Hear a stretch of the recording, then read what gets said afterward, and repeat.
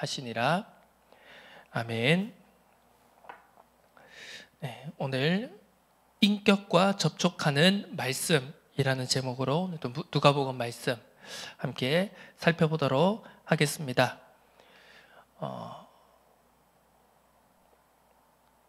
이제 예수님의 이제 가르침, 비유와 이제 말씀에 대한 부분들이 오늘 본문에 나오게 됩니다. 우리가 잘 알고 있는 네 가지 땅에 떨어진 씨에 대한 비유.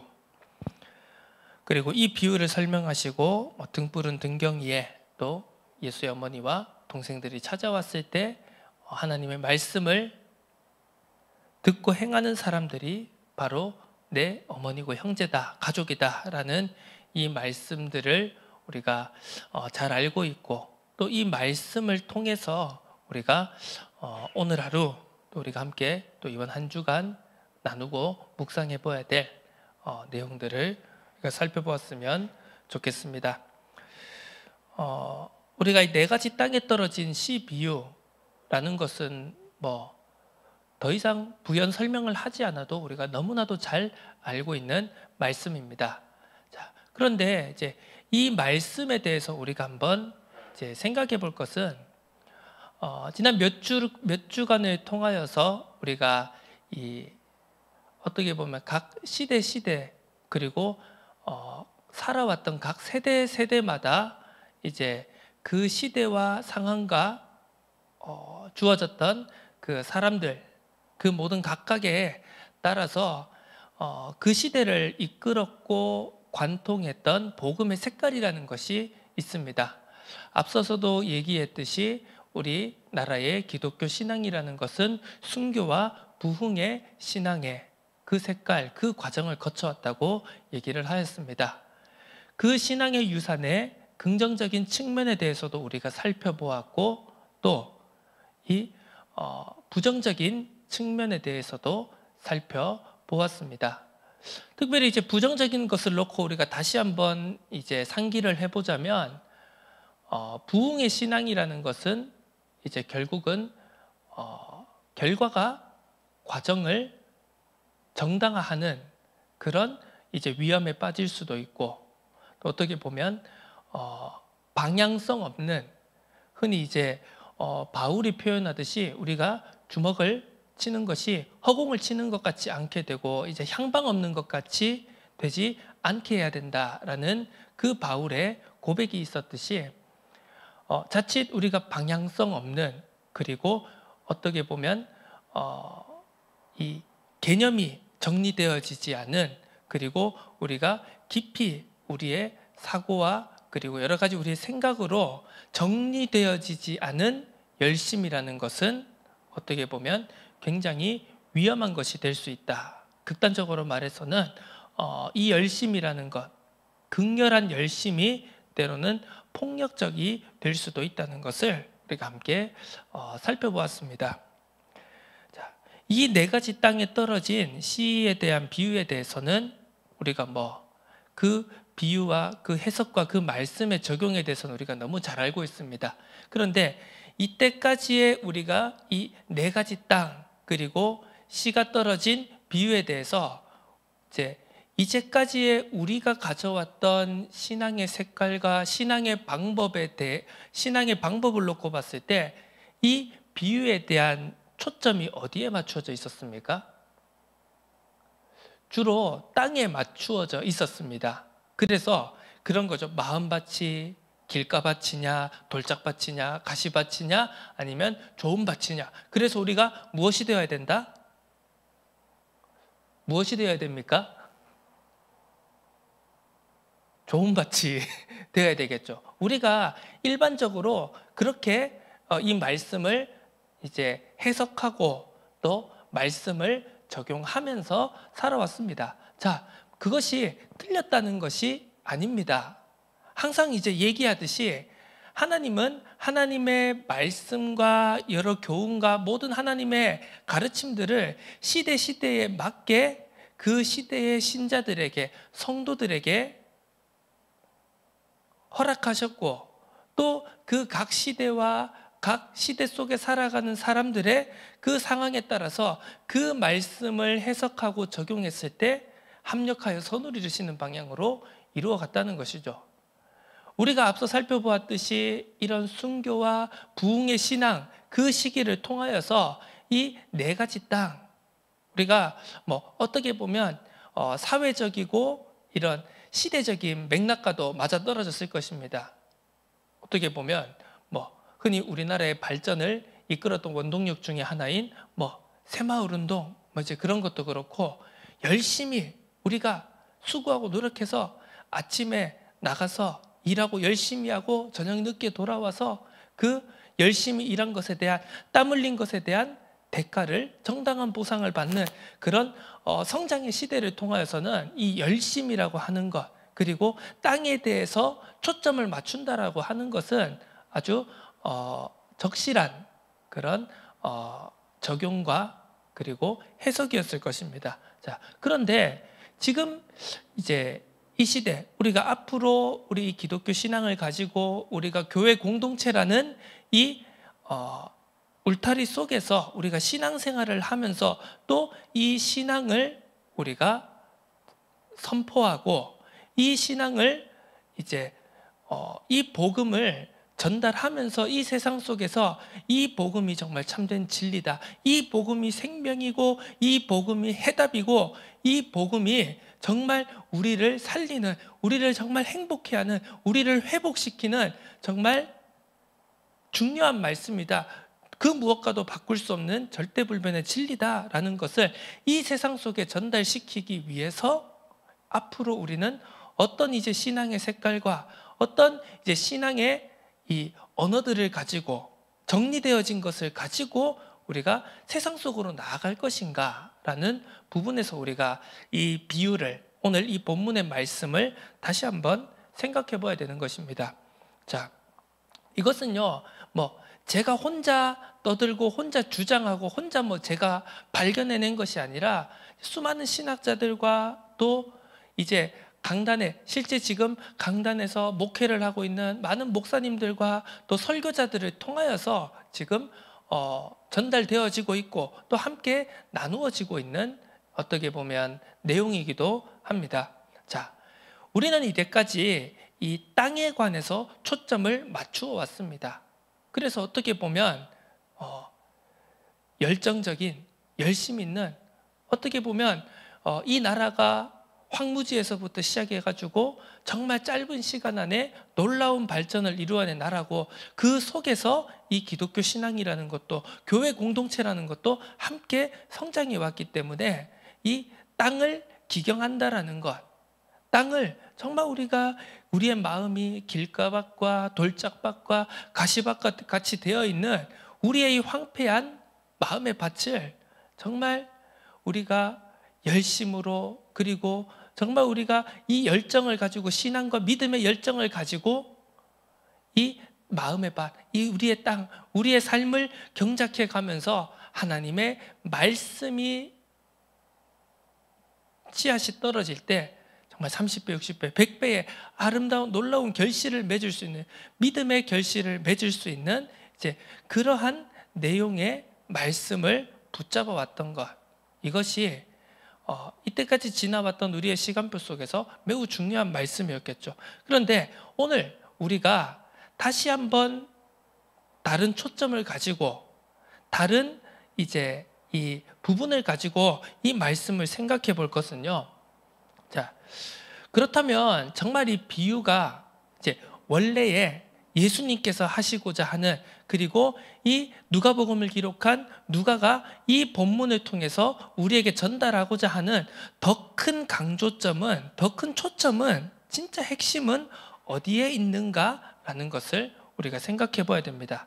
자, 오늘 이제 땅에 떨어진 씨 비유, 여기에서 어떻게 보면 진짜 초점은 땅이 아니라요, 그 땅이 길가밭이냐 돌짝밭이냐 가시밭이냐 좋은 밭이냐라는 것에도 우리가 초점을 둘 수 있지만, 더욱 우리가 초점을 맞추어야 되는 것은 바로 이 네 가지 땅에 뿌려진 씨라는 사실입니다. 그리고 그 씨가 결실을 맺느냐 맺지 못하느냐에 우리는 초점을 맞춰야 된다는 것입니다. 자, 이 땅에 대한 비유를 어떻게 보면 우리가 잘못 해석하고 잘못 적용하고 붙잡을 때는 이제 어떤 문제점들이 있겠습니까?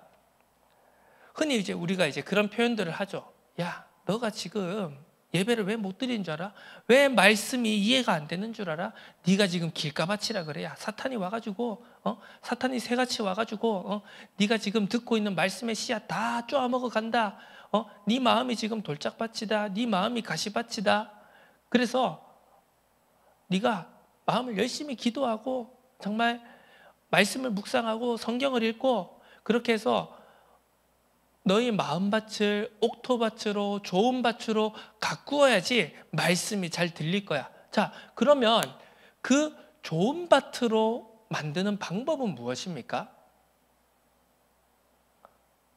그러면 내가 그래 마음밭이 지금 길가밭이고 돌짝밭이고 가시밭이라고 한다라면 그러면 내 마음의 밭이 말씀을 받을 수 있는 말씀의 씨가 뿌려져서 열매 맺을 수 있는 좋은 밭이 되기 위해서는 어떻게 해야 되는 겁니까?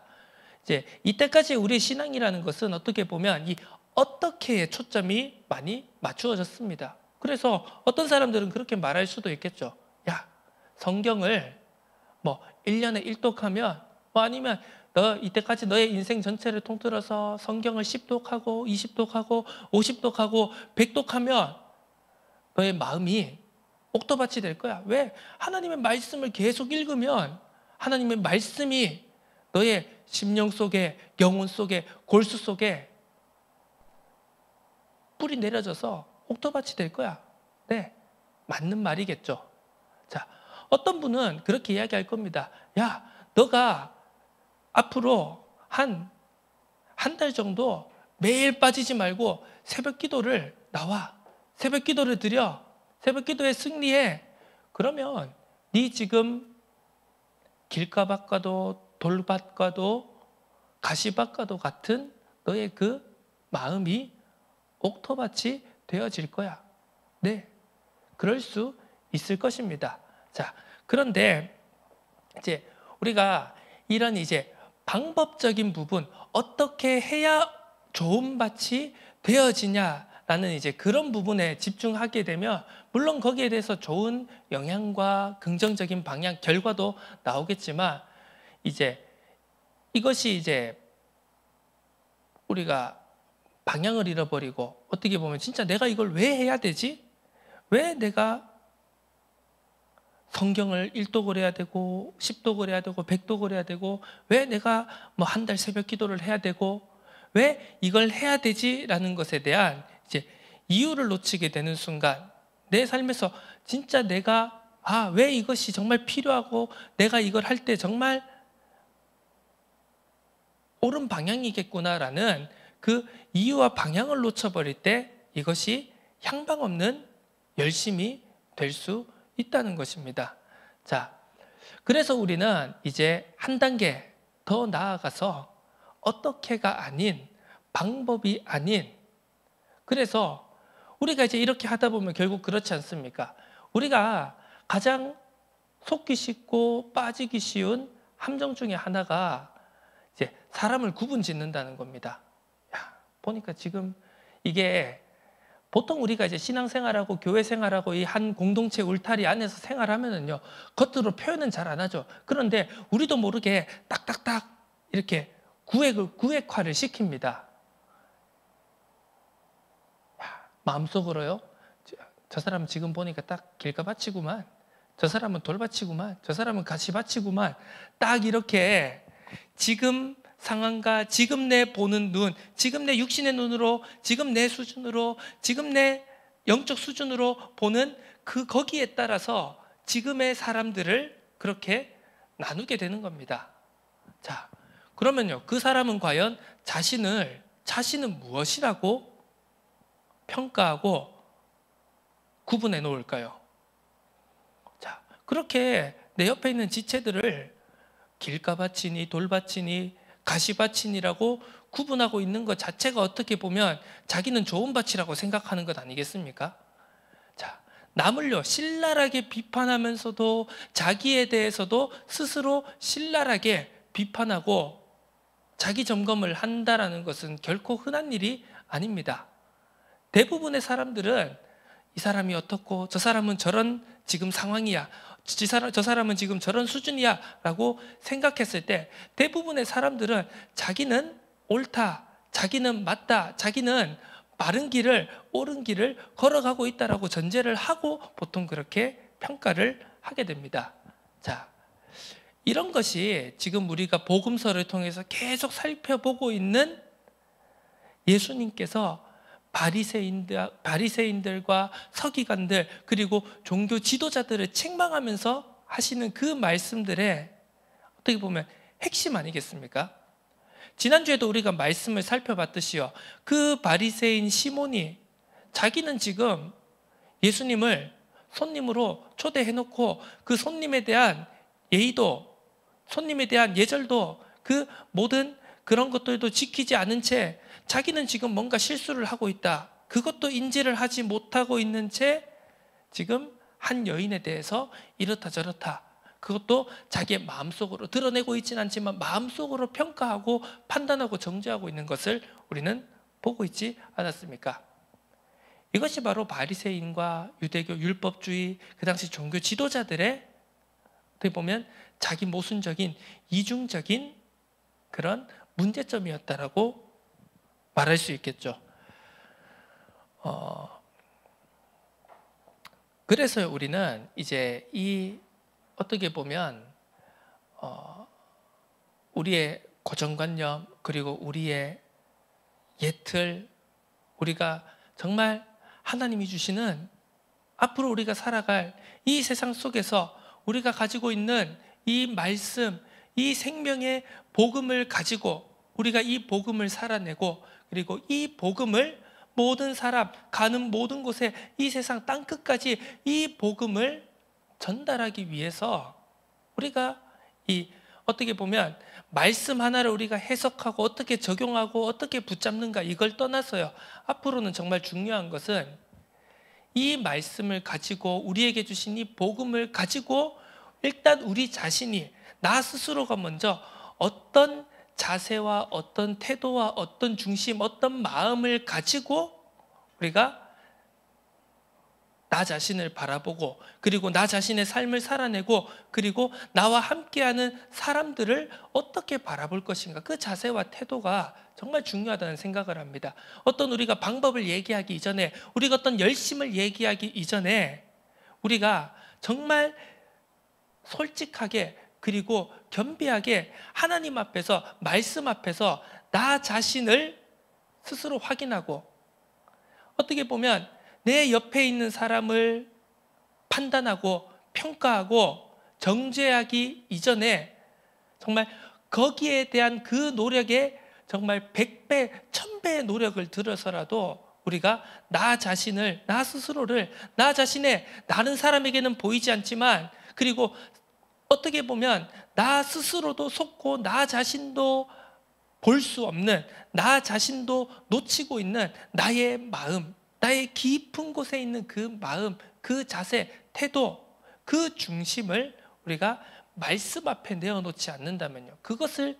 판단하고 확인하고 점검하지 않는다면요, 우리가 앞으로 신앙생활을 한다는 것, 우리가 이 교회 공동체의 삶을 살아간다는 것, 이 세상 속에서는요, 그리고 이 세상 속에서 이 복음을 정말 우리가 이 복음이 진리다, 이 복음이 생명이다, 이 복음이 능력이다, 이 복음이 해답이다라는 것을 믿지 않는 자들에게, 믿지 않는 세상 속에 전달하고 또 그것을 받아들이게 하는 것은요, 어떻게 보면 너무나도 쉽지 않은 길이라는 생각이 듭니다. 그래서 오늘 이 말씀은 그렇습니다. 우리가 이제 작년인가요? 우리가 지금 계속 복음서 말씀을 쭉 살펴보면서 이 마태복음에 기록되어져 있는 이 땅에 대한 비유에 대해서 우리가 살펴봤을 때 그때 제가 이제 그런 이야기를 했었습니다. 이 네 가지 땅은 어떤 네 종류의 사람을 나타내는 것이 아니라 이 네 가지 밭은 한 사람 안에 다 들어있는 것이다라는 이야기를 이제 드린 적이 있습니다. 그것이 무엇입니까? 자, 바리새인들은 너는 죄인, 야 세리 넌 죄인, 야 창녀 넌 죄인, 그리고 나는 뭐? 바리새인인 나는 율법을 잘 지키는 나는 뭐다? 의인. 이렇게 딱딱딱 구분해 놓지 않았습니까? 그게 바로 뭡니까? 야, 넌 길가 바치고 돌 바치고 가시 바치고 난 좋은 밭이야. 그런 것 아니겠습니까? 그런데 그 모든 밭이 사실은 한 사람 속에 다 들어있다는 것이고, 그렇다는 것은 곧 그 밭이 마음을 의미하는 것이라고 우리가 볼 수 있는 것이죠. 그래서 사실은요, 이게 우리가 어떤 밭이 되느냐가 중요한 것보다는 어디에 떨어지든 그 씨가 떨어져서 과연 열매를 맺을 수 있는, 그래서 이제 오늘 이 본문 말씀 8장 1절에서 21절에 계속해서 반복되어지는 단어가 있는데요. 그 단어가 바로 듣다라는 단어입니다. 듣다. 무엇입니까? 지금 계속해서 나옵니다. 제가 이제 1절부터 21절까지 쭉 이제 카운트를 해보니까요. 듣다라는 단어가 이 원어 말고도 우리가 번역된 한글 성경, 지금 이 개역개정 한글 성경으로만 봐도요, 이 1절에서 21절 안에 듣다라는 의미의 단어가 9번이나 이제 기록되어져 있습니다. 그래서 어떻게 보면 지금 이 본문 말씀의 핵심은요, 듣다라는 것입니다. 말씀이 떨어졌을 때 그 말씀을 어떻게 듣느냐는 겁니다. 어떻게 듣느냐는 말은 다시 바꿔서 말하면 어떻게 이 말씀에 반응하냐는 것입니다. 그리고 이 반응이라는 것이 단순한 그냥 반사적인 반응이 아니라 어떻게 얼마나 바르게 이 말씀에 반응하느냐는 것입니다. 지금 앞절에서도 이 7장 앞절 부분을 통해서도 계속 나오듯이요. 자, 많은 이스라엘 백성들이 세례 요한의 회개의 세례를 받아들였습니다. 그런데 바리새인들과 서기관들, 종교 지도자들 어떻다고 했습니까? 그 회개의 세례를 거부했다고 했습니다. 하나님의 말씀이 그 당시를 관통하는, 그 당시를 아프게 때리는 그 말씀이 선포되어졌을 때 반응한 사람들이 있는 반면 순종하지 않으므로 반응하지 않고 거부한 사람들이 있었다는 것이죠. 자, 그래서요, 지금 우리에게는 그 중요한 것이 아닙니다. 지금 내 상황이 얼마나 형편이었고, 지금 내 상황이 얼마나 절망적이며, 지금 내 환경이 얼마나 불우하고 어렵고, 정말 어떻게 보면 이 세상에 대한 원망과 분노로 가득 찰 수밖에 없는 그 환경이 주어졌다고 할지라도 지금 내게 주어진 그 말씀, 자, 지금 오늘 이 본문 말씀을 보면 뿌려진 씨앗이라는 것이 말씀을 의미하는 것이라고 했습니다. 자, 그 말씀의 씨앗이 뿌려진 곳이 어디입니까? 자, 좋은 밭에만 농부가 뿌리지 않았다는 것입니다. 이제 이 당시에 우리가 지금은 그 파종 같은 걸 하면은 씨앗을 발알을 틔워가지고 애들을 벼농사라고만 한정지어서 생각을 해보면, 뭐 옛날에도 그냥 벽씨를 그냥 다 뿌려서 농사를 지었겠죠. 그런데 지금의 농사는 어떻습니까? 벽씨를 발알을 씻겨서 띄워가지고 모를 만들어서 그 모를 이렇게 해가지고 다 이렇게 체계적으로 농사를 짓지 않습니까? 심지 않습니까? 그런데 이 당시에 농사라는 것은요, 그냥 넓은 밭에다가 그냥 씨를 가지고 그냥 이 보자기 하나 딱 걸쳐 매가지고 이제 주머니를 만들어서 거기에 파종할 씨앗을 담은 다음에 그냥 다 흩뿌리는 겁니다. 자, 씨앗을 뿌리는 자가 좋은 밭에만 뿌린 게 아니라는 것이죠. 길가밭에도 뿌렸고 다 무작위적으로, 그러니까 모든 사람에게 지금 이 말씀을 우리가 이 오늘 본문 그리고 이 시대적인 상황에 한번 맞게 설명을 해보자면요, 가난한 자들에게, 물론 이 복음이 말씀이 가난한 자들에게, 소외된 자들에게, 억눌린 자들에게 이 복음의 말씀이 선포되어졌다라고 말하지만 이 말씀이 정말 복음을 받아들일 사람에게만 말씀이 뿌려진 게 아니라는 것을 우리가 알 수 있죠. 부자에게도 뿌려졌고요, 거지에게도 뿌려졌고, 그리고 권력자들에게도 뿌려졌고, 그리고 억압받는 백성들에게도 뿌려졌고요, 그리고 저 밑에서 정말 눈물로 금식하고 눈물로 죄를 뿌리며 회개하고 기도하는 일반 백성들에게도 뿌려졌고, 그리고 바리새인과 서기관들, 종교 지도자들에게도 이 말씀이 뿌려졌습니다. 그런데 차이는 무엇입니까? 그 말씀에 반응했느냐, 그 말씀을 순종으로 받아들였느냐, 아니면 그 말씀을 거부했느냐의 차이가 바로 결정적인 차이였다는 것이죠. 우리가 오늘 말씀을 한번 이제 정리해 보도록 하겠습니다. 오늘 말씀의 제목이 인격과 접촉하는 말씀입니다. 인격이란 무엇입니까? 우리가 어떤 사람은 인격이 지식에서, 공부에서 나온다고 생각할 수도 있습니다. 그래서 어떤 사람들은 학문이 짧은 사람, 학력이 적은 사람, 속된 말로 가방끈이 짧은 사람은 좀 인격이 부족한 사람이 아닌가, 배움이 부족한 사람이 아닌가, 그렇게 생각할 수도 있을 것입니다. 자, 어떤 사람은 인격이라는 것을 삶의 경험과 부닥치는 모든 삶의 풍파 속에서 얻은 경험과 지혜들이 뭉쳐져서 인격이라고 생각하는 사람들도 있을 것입니다. 무엇이 맞을까요? 지식이 맞습니까? 아니면 경험과 실제에 부딪힌 그 삶이 더 맞습니까? 정답을 얘기하자면 그 모든 것이 인격이라는 것입니다. 자, 물론 우리가 실제적인 삶의 체험도 중요합니다. 어떻게 경험했고 어떻게 정말 그 어려운 인생을 헤치고 돌파하며 나아갔는지도 굉장히 중요한 부분이고, 또 그리고 무엇을 공부하고 무엇을 배우고, 그것이 꼭 어떤 학교를 통해서 어떤 시스템을 통해서 배운 것이 아니라요, 꼭 그것만을 말하는 것이 아니라 모든 지식, 모든 공부, 모든 배우는 것, 그것 또한 우리의 인격 형성에 중요한 바탕이 된다는 것입니다. 결국은 무엇입니까? 사람이라는 것이 어느 한 면으로만 판단하고 평가할 수 있는 게 아니지 않습니까? 그렇다면은요, 자, 우리가 흔히 표현합니다. 하나님을 인격적으로 만나야 된다라고 이야기합니다. 하나님을 인격적으로 교제해야 된다고 이야기합니다. 그러면 그 인격적인 교제라는 것이 과연 무엇입니까?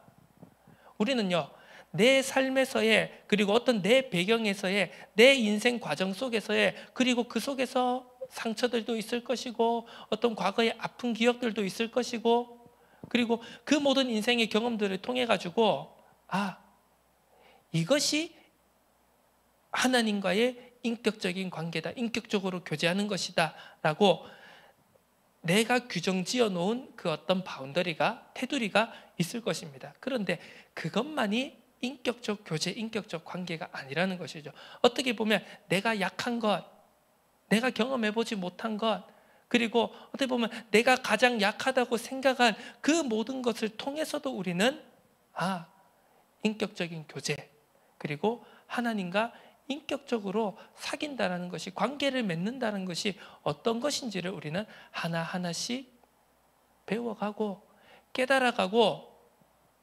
그것들을 가지고 또 우리가 우리의 틀을 깨트리고, 우리가 더 하나님이 원하시고 기뻐하시는, 더 하나님이 우리에게 맡겨주신 더 크고 더 놀라운 사명을 감당할 수 있다는 사실입니다. 그래서 오늘 이제 이 말씀을 이제 정리를 해보자면, 어떻게 보면 우리의 인격이라는 것은요, 그냥 오늘의 한 지점으로 끝나는 것이 아닙니다. 지금은 내가 좋아 보일 수도 있습니다. 그런데 그 오늘의 지금의 내가 좋아 보이는 것이 끝이 아니라는 것이죠. 반대로 말하자면 지금 내 안 좋아 보이는 것이, 그것이 결코 끝이 아니라는 사실입니다. 그것이 다가 아니라는 사실입니다. 어떻게 보면 인격이라는 것은 하나님께서 우리를 이 땅에 세워주시고 우리가 다시 하나님의 품으로 돌아가는 그 순간까지, 어떻게 보면 우리의 인생 전체를 통하여서 하나님이 우리에게 주시는 모든 것, 우리의 모든 삶, 시간, 만남, 모든 환경들을 통하여서 우리가 때로는 감사와 기쁨으로 깨달아 나가고, 또 때로는 눈물과 고통과 좌절로 또 우리가 깨달아가고 배워나가고 그 모든 것들을 통해서 우리가 우리에게 오늘 하루 그리고 내일 그리고 어제 뿌려졌던 말씀의 씨앗이 자라나고 싹이 나고 더 성장하여서 열매 맺어지는 그 응답을, 그 은혜를 우리는 누려가야 될 줄로 믿습니다. 마지막 이 15절의 말씀을 우리가 한번 생각해 보도록 하겠습니다. 좋은 땅에 있다는 것은 착하고 좋은 마음으로 말씀을 듣고 지키어 인내로 결실하는 자다. 자, 착하고 좋은 마음이라고 했습니다. 우리의 마음, 지금 하나님의 말씀을 순종하고 그 말씀을 받아들이는, 아멘으로 받아들이는 마음인가 우리가 한번 점검해 볼 필요가 있습니다. 말씀을 들어야 됩니다. 그리고 지켜야 됩니다. 그리고 무엇으로요? 인내로 결실하는 자라고 했습니다. 오늘의 내가 기쁘다고 혹은 오늘의 내가 눈물을 흘린다고 그것이 끝이 아님을 우리는 분명히 기억해야 될 것입니다. 말씀을 듣고 지키어 인내로 결실하는 자가 되어져야 될 줄로 믿습니다. 그때 그 인격들이 그 말씀에 화답하고 반응하고 말씀을 순종하고 말씀을 지키어 말씀을 하루하루로 살아내는 그 인격 하나들이 모여져서 우리가 교회 공동체를 이루어가고 그 기쁨과 감사와 눈물을 서로 교제하고 함께 나눌 때 그것이 어떻게 보면 나를 살리고 우리의 가정을 살리며 우리의 지역을 살리며 우리의 현장을 살리며 이 민족과 나라와 세상을 바꾸어 나갈 수 있는 작은 시작이 되어질 줄로 믿습니다. 말씀이 우리의 인격에, 우리의 삶에, 우리의 모든 역사 속에 접촉하여져서 아름다운 열매를 맺어가게 되기를 예수 그리스도의 이름으로 축원합니다. 하나님 아버지 감사드립니다. 우리의 모든 것을 통하여서 열심과 그리고 죽음을 불사하는 순교의 신앙을 뛰어넘어서 우리가 하나님께서 우리에게 주신 모든 것이 합력하여 선을 이루는 아름다운 말씀의 복음의 결실을 맺을 수 있는 은혜를 우리 모두에게 허락하여 주옵소서. 좋은 마음으로 말씀을 듣고 지키어 인내로 결실하는 우리의 삶이 될 수 있도록 축복하여 주옵소서. 감사합니다. 예수 그리스도의 이름으로 기도드립니다. 아멘. 찬송